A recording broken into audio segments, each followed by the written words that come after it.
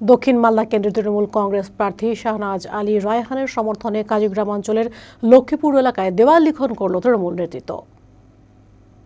তৃণমূল কংগ্রেস প্রার্থী শাহনাজ আলী রায়হানের সমর্থনে কাজীগ্রাম অঞ্চলের লক্ষ্মীপুর এলাকায় দেওয়াল লিখন করেন মালদা জেলা পরিষদের সভাধিপতি লিপিকা বর্মন ঘোষ।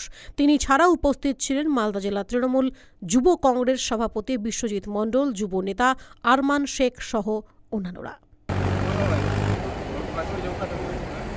আজকে মালদা জেলা তৃণমূল কংগ্রেস পার্টির জেলা সভাপতির মতো আমরা লক্ষ্মীপুর কাজীগ্রাম লক্ষ্মীপুর অঞ্চলে দেওয়াল লেখনের মাধ্যমে আমরা দক্ষিণ মালদা পার্টির লোকসভা কেন্দ্রের প্রার্থী আমাদের শাহনাজ আলী রেহান মহাশয় রয়েছেন, তার দেওয়াল লিখন করলাম। এবং আপনারা জানেন আমাদের বিরোধী যে লোকসভা প্রার্থী রয়েছেন তিনি ইংলিশ বাজারের এমএলএ ছিলেন, তো এখন তিনি বর্তমানে প্রার্থী হয়েছেন, কিন্তু তাকে সারা 3 বছর থেকে কিন্তু তাকে কোনো রকম কাজ করতে দেখা যায়নি।